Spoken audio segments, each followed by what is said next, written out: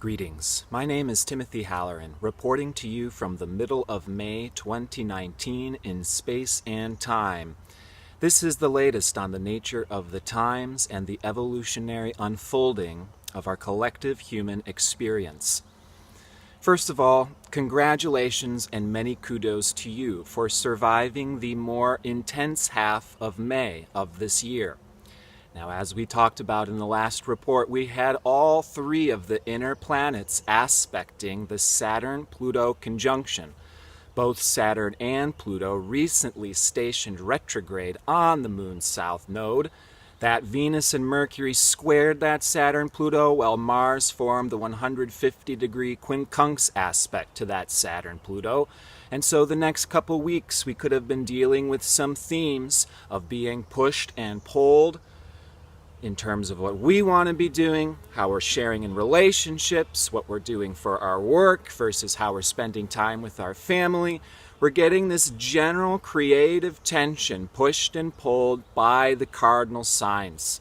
Aries, Cancer, Libra, Capricorn, where the moon's nodes are, and we've had these inner planets transiting. So we've been forced to make adjustments these last few weeks in the face of limitations or what may have been breakdowns or challenges. And this general overhaul is to better improve our personal relationship with a very changing world. The world, the reality that we're in, the culture, the societies, civilizations we're participating in is going through this massive overhaul as we're going through an evolutionary phase of recognizing where we want to be taking things in the future, and we're seeing how it all fits together.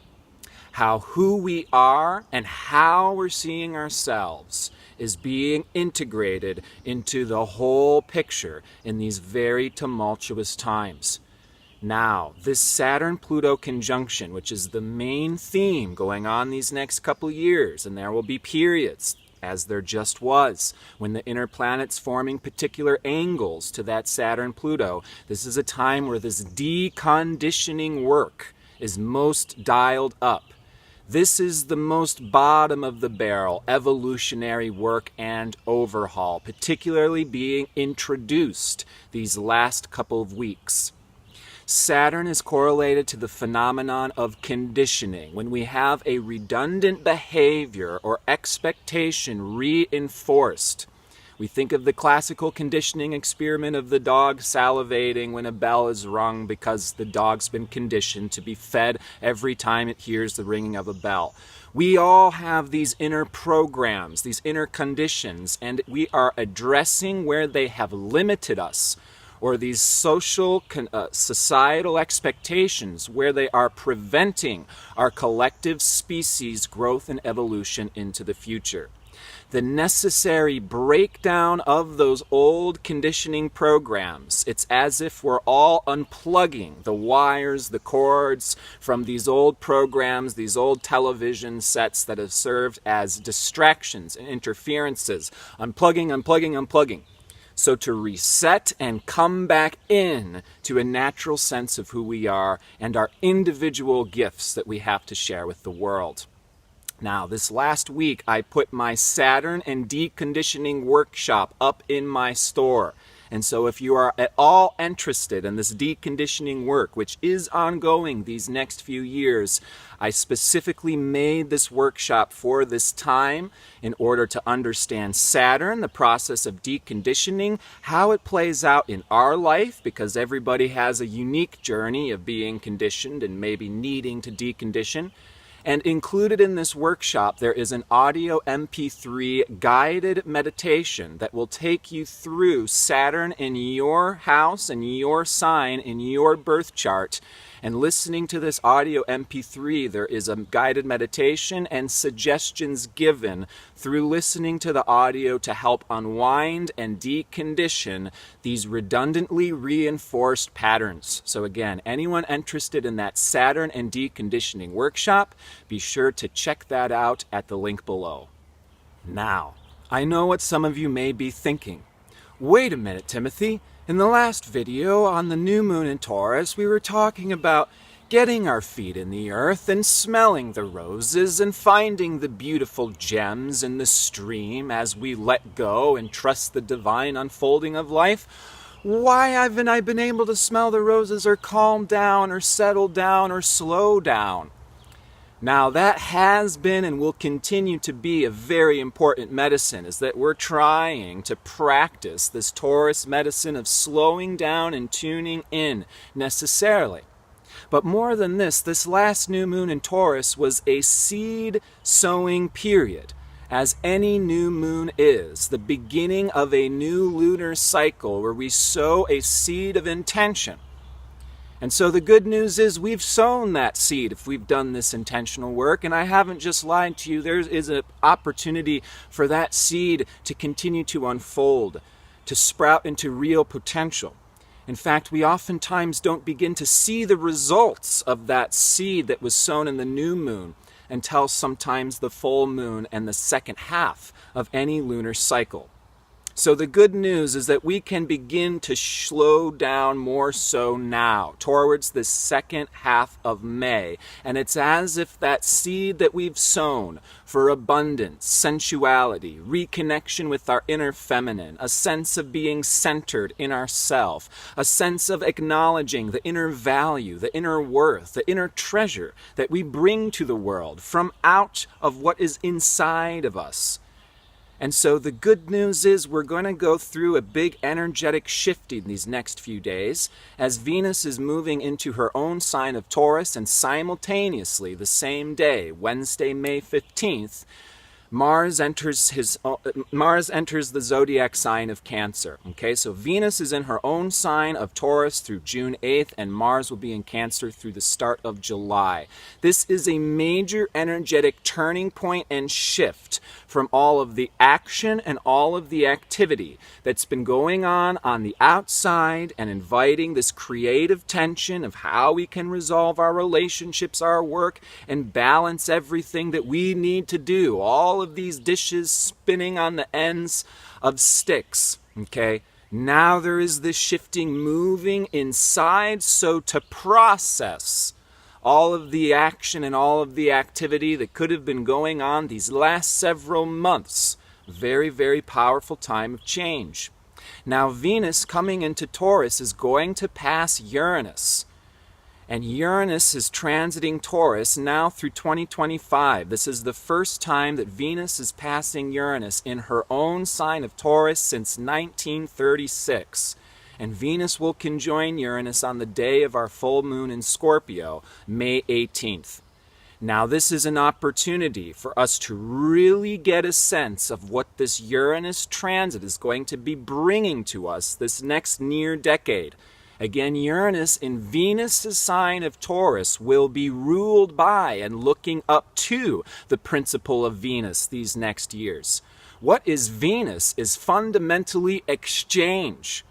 Exchange between individual and other, aka relationships, energy exchange such as money, resources, as well as the fundamental exchange of energy in ourselves, such as food, our body, how we're providing resources. These are going to be major areas of transformation, and not only that, breakthrough, innovation, invention, and progress this next decade. And again, a part of this is a global agricultural, economic revolution, how we're dealing resources, how we're exchanging money, but this also takes place in our own lives. And we can have these breakthroughs and awakenings of how we are relating to Taurus, our own immediate needs. How are we earning and exchanging our money and funds? How are we acquiring our food and our resources? Is it of quality? Is it satiable? Is it simple and easy to acquire these resources? Or are we rather going on an experimental journey so to invent and discover the solutions that we need for increased stability, increased peace, increased sovereignty, increased privacy? Taurus is a closed circuit dynamic. It's how can we get what we need without having to depend on so much or so many people outside of our immediate environment.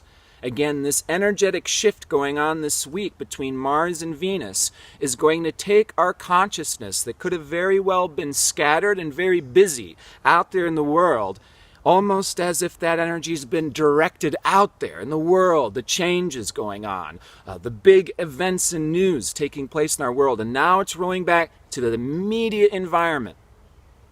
It's like the chair in the corner of the room, the window, the incense that's going, and the emotional processing that is taking place. Again, a time of needing to slow down to process the activity that's been going on these next few months.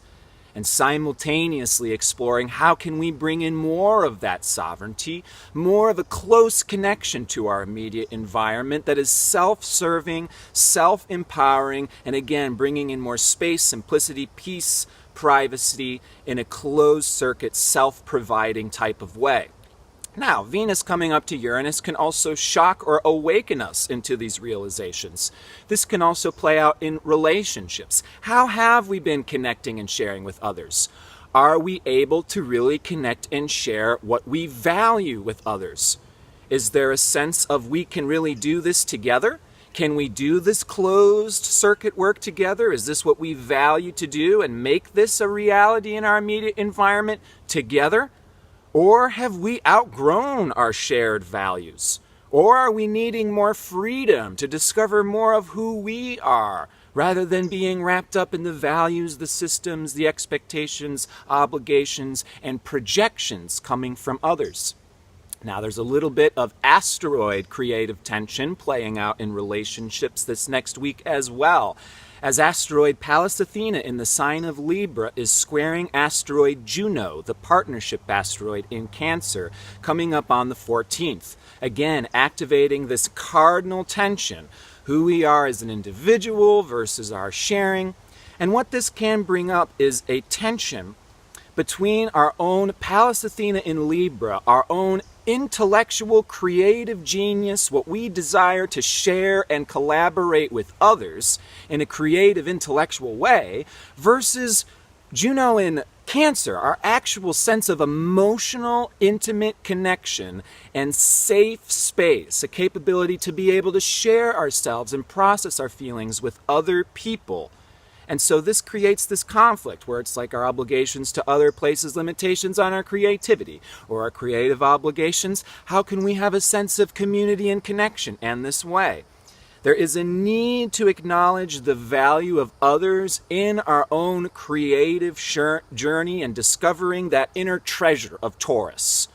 That brilliance of what we value and treasure on the inside. And this is Venus, as we take that Taurus treasure, what we value, and we share it via the other side of Venus, Libra.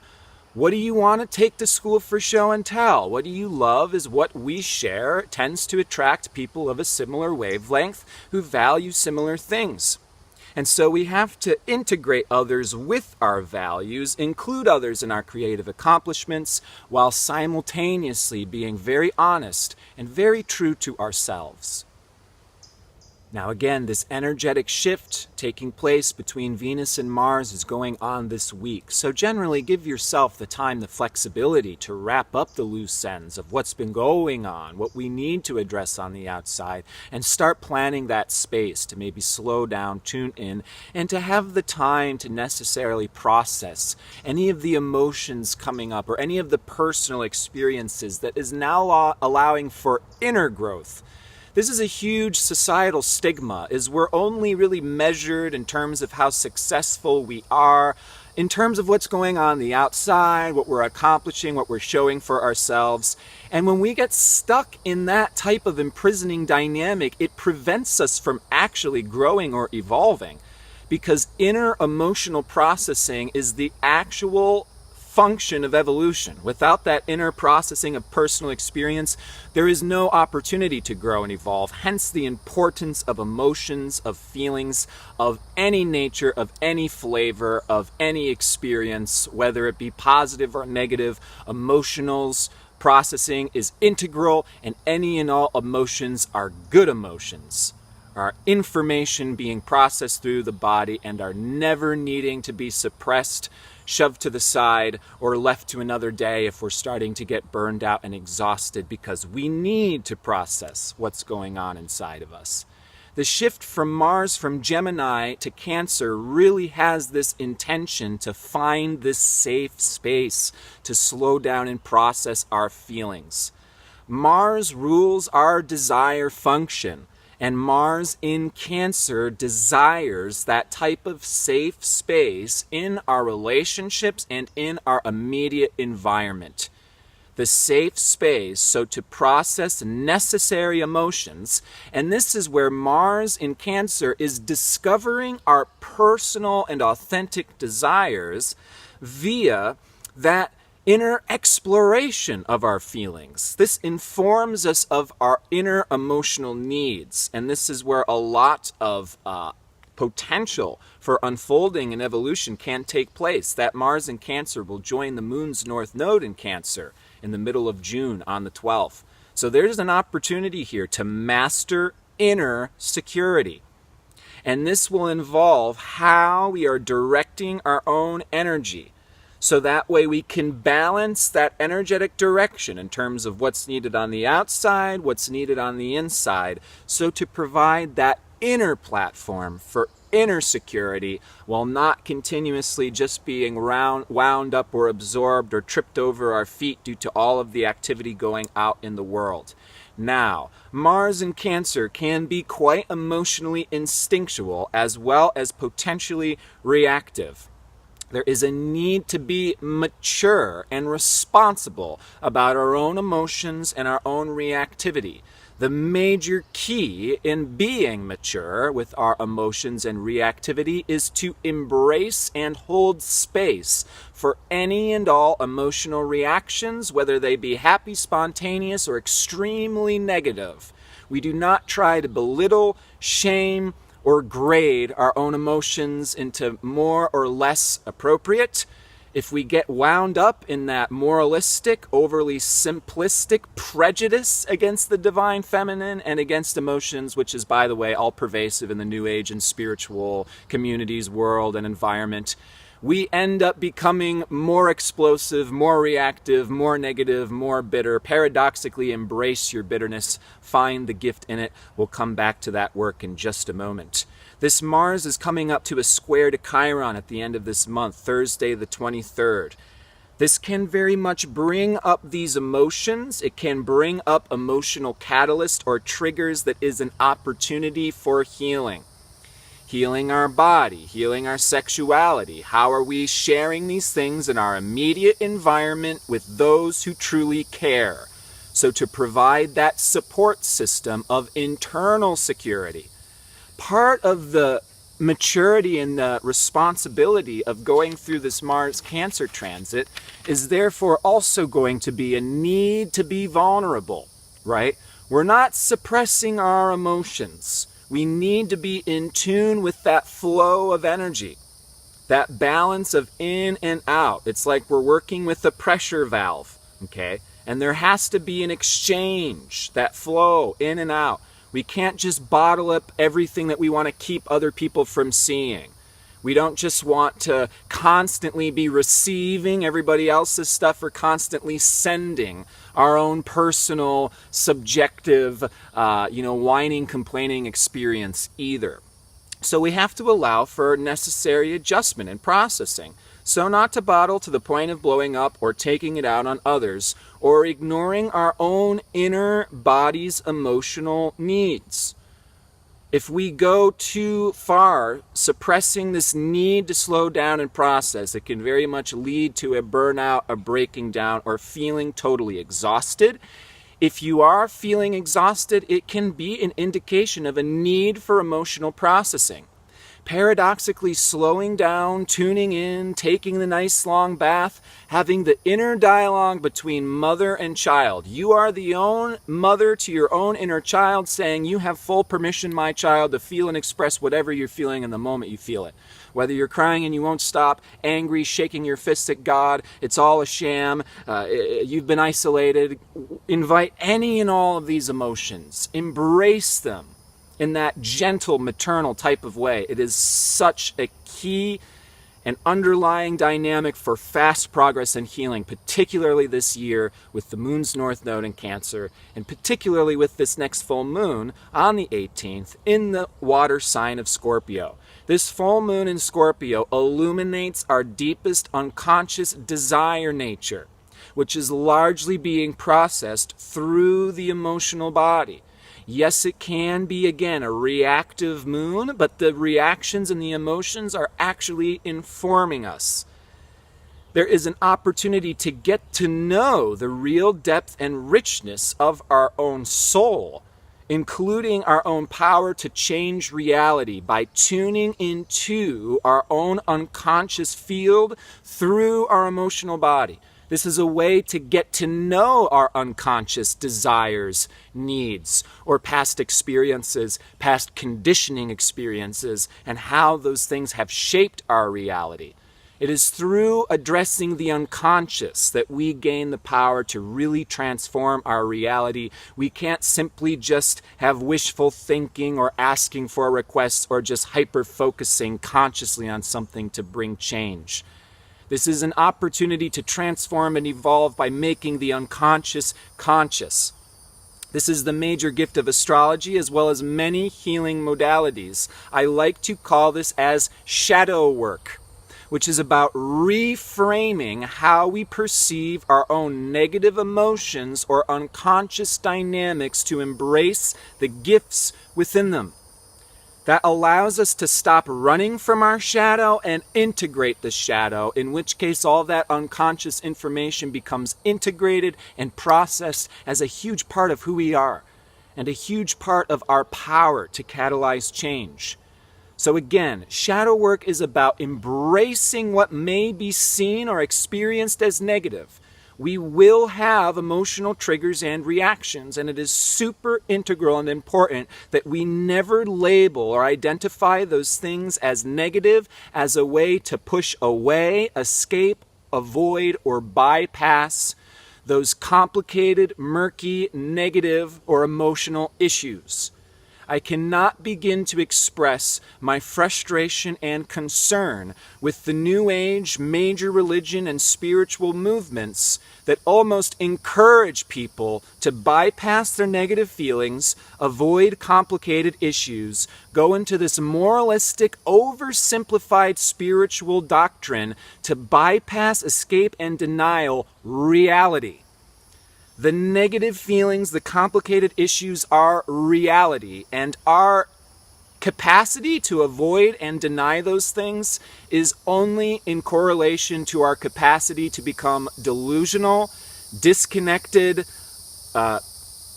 bobbleheads that are in fact not integrated in our body, not connected to the earth, and not being informed by the divine feminine, which is our own emotions. Those who prejudice or slander against negative emotions or negative feelings are in fact prejudicing against the very fundamental nature of the divine feminine. It is information, and when we embrace it, we become informed, we become empowered to make correct decisions and to use discernment to bring in constructive and positive change. And again, this does not mean that we are violently projecting or vomiting our own emotions, pointing the finger or blaming others. Rather, we're being accountable for our own emotional reactions. We are not shaming ourselves. We are embracing them so to be able to create that container for healthy emotional processing. Today, the 13th, the Sun in Taurus is trine to Pluto, also quincunx to Jupiter. Jupiter is squaring Neptune, continuing through the rest of this year. There is this opportunity for us to expand into our true power, for us to even challenge some of our previous perspectives, understandings, or beliefs in a way that may have bypassed or simply not given us a deeper, more realistic understanding of where we are in our current day and age and what we really need to improve our situation on this planet, our fundamental reality.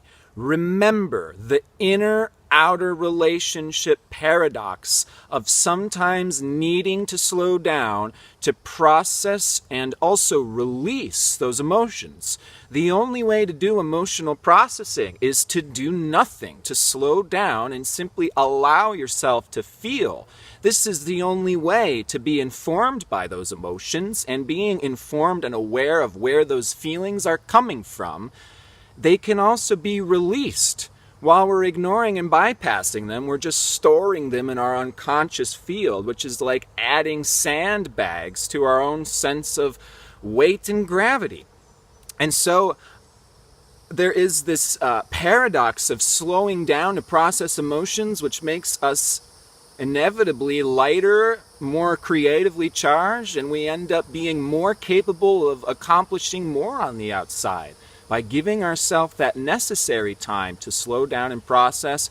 And very much we can be mastering that inner outer security versus inner security relationship, particularly these next few months, and we got an eclipse season right around the corner.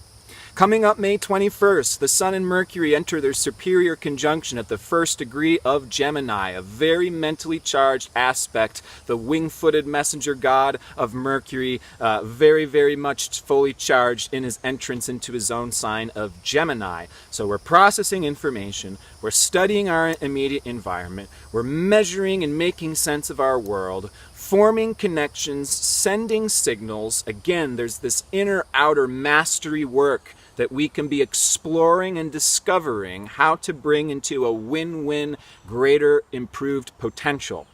Let curiosity lead you, therefore, into self-discovery of the richness and potential in yourself and the opportunity simultaneously for fulfillment in the world. For you know that being alive means that priceless treasure and creative life is already within you. And so I wish you all the best in your journey of self-exploration. Again, those interested in doing the deconditioning work, you can check out my workshop in my store at the link below.